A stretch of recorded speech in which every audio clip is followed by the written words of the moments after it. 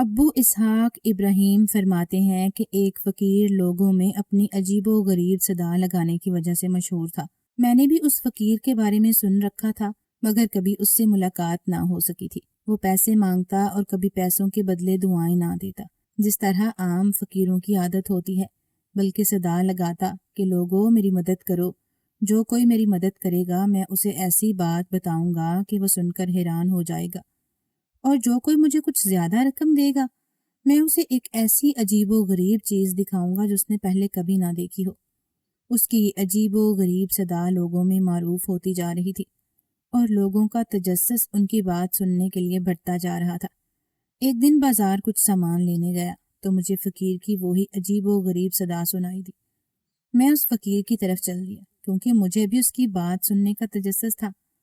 میں نے دیکھا کہ ایک آدمی نے اس فقیر کو کچھ رقم دی اور اسے کہا کہ مجھے وہ چیز دکھاؤ جس کا تم ذکر کرتے ہو۔ میں بھی وہیں رک گیا کہ دیکھتا ہوں آخر یہ فقیر کیا دکھاتا ہے۔ فقیر اس رقم دینے والے سے کہنے لگا کہ صاحب بیٹھ جاؤ، میں آپ کو وہ عجیب چیز دکھاتا ہوں۔ یہ کہہ کر اس نے اپنی آنکھوں سے پردہ ہٹا دیا۔ اس کی آنکھیں دیکھ کر میں یکدم تھوڑا سا گھبرا گیا اور واقعی اس فقیر کے کہنے کے مطابق حیران و پریشان ہو گیا، کیونکہ اس کی آنکھیں تھیں ہی نہیں، بلکہ آنکھوں کی جگہ بس دو گہرے سوراخ تھے۔ اپنی آنکھوں سے پردہ ہٹانے کے بعد وہ فقیر کہنے لگا کہ صاحب میں آپ کو اپنی بیتی سناتا ہوں۔ میں ایک خوبصورت اور حسین و جوان تھا، مگر میں محنت سے گھبراتا تھا اور کام کرنے سے بھاگتا تھا۔ کام چوری کی عادت نے مجھے چور بنا دیا۔ میں لوگوں کے مرنے کے بعد ان کے کفن پہلی رات ہی چرا لیتا اور بازار بیچ دیتا۔ لوگ مجھ سے بہت ہی تنگ تھے، انہیں مجھ پر شک ضرور تھا، مگر کسی کے پاس بھی کوئی ثبوت نہیں تھا کہ کفن چوری میں ہی کرتا ہوں۔ وقت گزرنے کے ساتھ ساتھ میرے ہاتھ کی صفائی میں اضافہ ہو گیا اور میں اپنی چوری کا کوئی ثبوت نہیں چھوڑتا تھا۔ لوگ مجھ سے ڈرتے تھے اور میں غرور سے اکڑ کے ساتھ چلتا تھا۔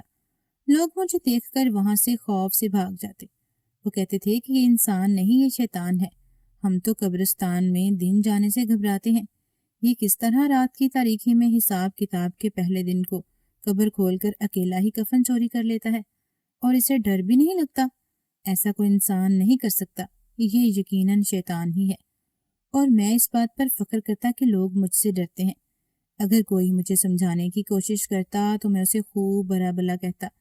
ایک دن ایسا ہوا کہ شہر کا قاضی بہت بیمار ہو گیا، اور جب اس کے زندہ بچنے کی کوئی امید نہ بچی اور اس نے ایک دن اپنے ملازم کو مجھے بلانے کے لیے بھیجا۔ میں قاضی سے ملاقات کے لیے آیا تو دیکھا کہ قاضی بہت بیمار ہے اور اس کے بچنے کی امید نہیں ہے۔ قاضی نے مجھ سے کہا کہ او کفن چور، سب جانتے ہیں کہ کفن تم ہی چوری کرتے ہو، مگر کوئی ثبوت نہیں چھوڑتے کہ کوئی تمہیں پکڑ سکے۔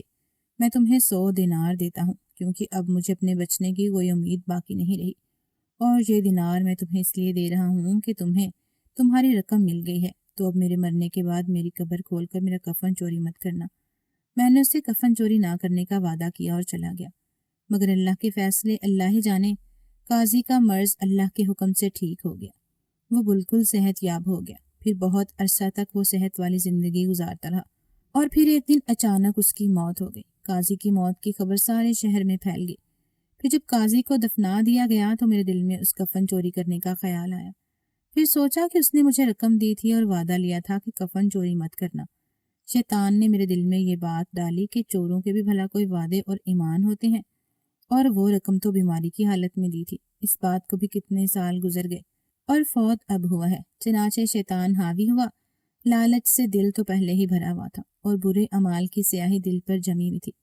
میں قاضی کا کفن چوری کرنے نکل پڑا۔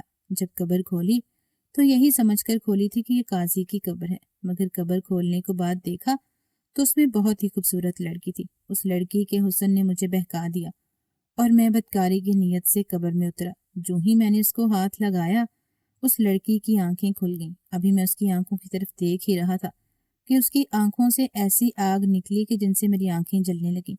مجھے لگا کوئی میری آنکھیں نوچ رہا ہے۔ میں وہاں سے چیخیں مارتے ہوئے بھاگ نکلا۔ مجھے نظر آنا بند ہو گیا۔ بہت عرصہ تک میری حالت غیر رہی، کوئی مجھے پوچھنے والا نہ تھا۔ میں جانوروں کی طرح کوڑے کرکٹ کے ڈھیر میں پڑا رہتا اور تکلیف سے چیخیں مارتا، مگر کوئی میرے پاس خوف سے نہ آتا۔ لوگ مجھ سے ڈرتے تھے، جس بات پر میں کبھی فخر کرتا تھا۔ آج سب سے زیادہ تکلیف اسی بات سے ہوئی کہ لوگ مجھ سے ڈر کر بھاگ جاتے ہیں، کوئی میری مدد نہیں کرتا۔ شاید اللہ نے مجھے لوگوں کے لیے نشان عبرت بنانا تھا، اسی لیے مجھے زندگی دی تاکہ میں لوگوں کو اپنی کہانی سنا سکوں کہ برے اعمال سے بچیں اور اللہ کو راضی کریں، اس کی مخلوق کو تکلیف نہ دیں، ورنہ میرے جیسے انجام بھی ہو سکتا ہے۔ مجھے دیکھ کر عبرت حاصل کریں۔ اب میں گلی گلی اور نگر نگر گھومتا ہوں اور لوگوں کو اپنی کہانی سناتا ہوں، شاید کوئی ہدایت حاصل کر لے، اور شاید اس کی ہدایت حاصل کرنے سے اللہ میری سزا میں بھی کوئی کمی کر دے۔